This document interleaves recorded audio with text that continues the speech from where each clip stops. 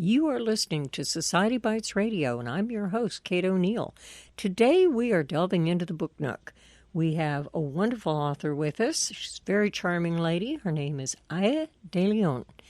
Now, Aya is not your typical action writer. I think you're going to find this book very interesting, and you'll find it interesting to know that she has a series of these books as well. Aya, welcome to the show.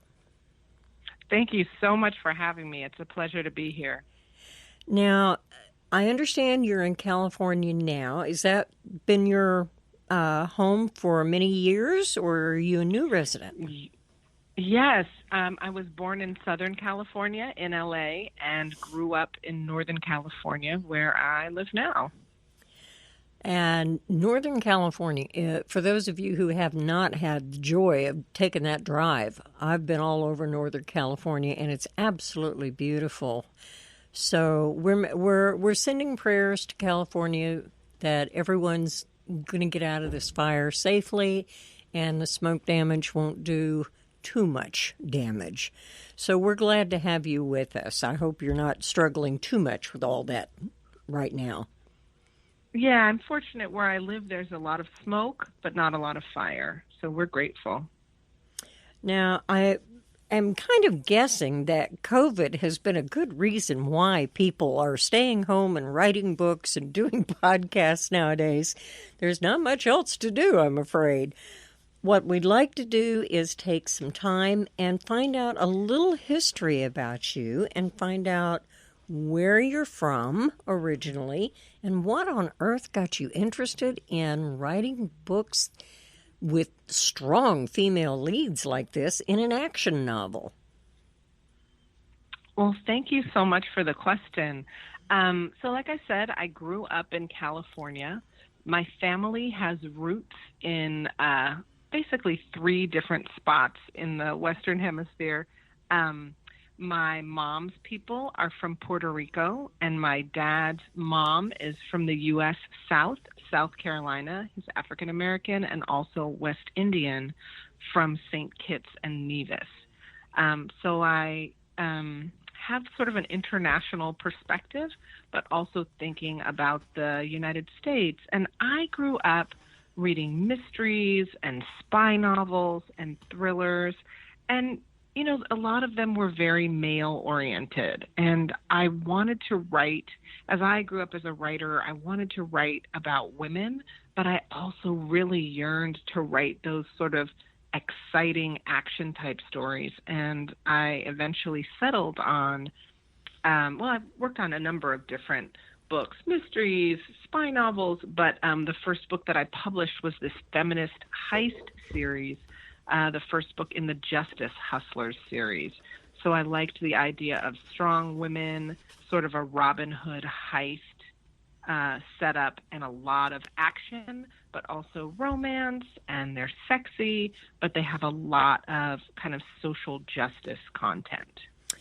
Yeah, it kind of, this book, it brings to mind Hustlers with Jennifer Lopez and some of my other favorite action female characters. Now, this is just one in a series. Is this number 4 in your series? Yeah. Side Chick Nation, which came out last year, was the first novel to be published about Hurricane Maria in Puerto Rico. And it was the 4th book in my Justice Hustlers series, which primarily takes place in New York City, but they do travel. So this particular character, does she show up in any of the previous novels? Yes. So Dulce starts out as a character in the first book, Uptown Thief. And I hadn't really intended for her to reappear at all. She in some ways is a really tragic character. She's been sexually exploited and pimped. And the protagonist of the first book, Marisol Rivera, who's sort of the, in the heist part of the series, she's sort of the feminist crime boss. Mm-hmm. she rescues Dulce in the first book and kind of, helps her get away from a bad situation and gets her into a safe situation. And that was supposed to be the happy ending for Dulce. But then in 2017, Hurricane Maria hit Puerto Rico, and I thought, oh God, I've got to write about this. And I was working on a different fourth book for the Justice Hustlers series. I didn't know what I should do. I thought, well, maybe I'll write some essays. Maybe I'll do this. Maybe I can get my agent to, we can pull something together and I can get a book contract for some nonfiction, but it all just seemed like such a long process. And then I thought to myself, well, I'm under contract writing a book in this series. And this particular book, we sell the series in 2-book deals.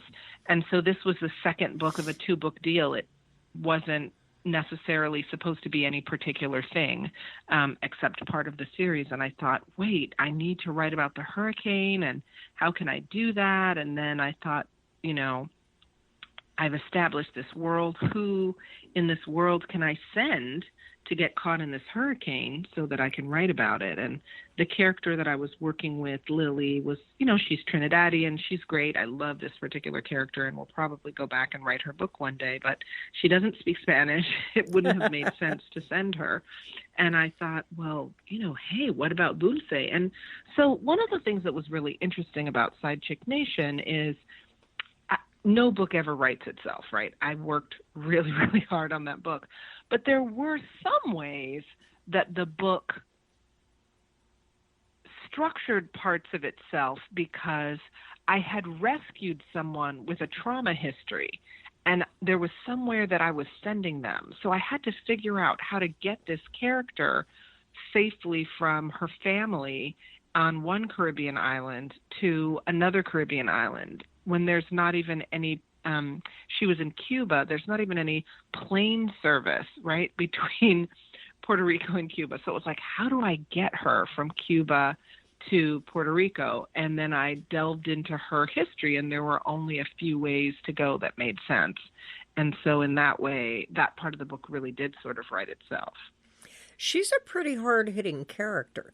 She seems to have a lot of street sense, and she uses it to the best of her ability in order to survive through some pretty harrowing experiences. That's right. That's right. Well, one of the things that's interesting about Dulce as a character is she does have street smarts, but on the other hand, she has a lot of self-sabotage. And I don't usually write women characters who are always sabotaging themselves. But it really was who she was. And, I hadn't chosen to put a character who undermines herself at that level in the center of a book of mine before. But it turned out, it ended up working. Like at the beginning of the book, she, like so many of us, thinks, oh, this hurricane won't be that bad. Let me just figure out a place to wait out the storm. And she's been running out of money. And so instead of staying in a hotel, she rents a storage space and, hunkers down in the storage space to wait out the storm. And, she's anxious. So she drinks and smokes marijuana. And then, I noticed she got high quite a bit in the book. Yeah.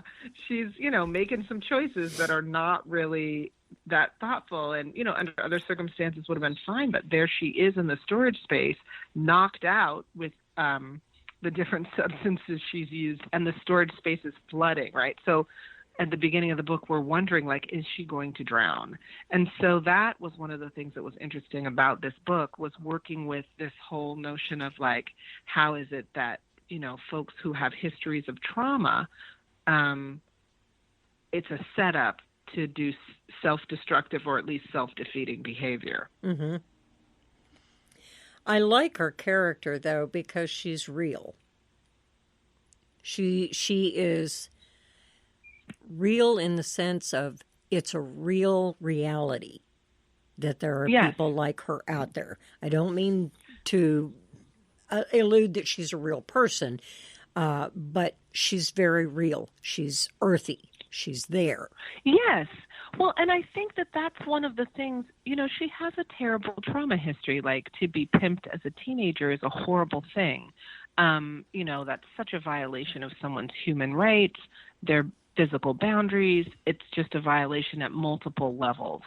And in our society, we, tend to think of folks like that as ruined, written off, their lives are over. Damaged goods. And part of, yes, sort of damaged. And the truth is that people, unfortunately, given the way the world is, that people end up surviving all kinds of terrible traumas, but that no one is disposable. No one is, it's not over until it's over, and that people fight to heal that trauma and to get their lives back.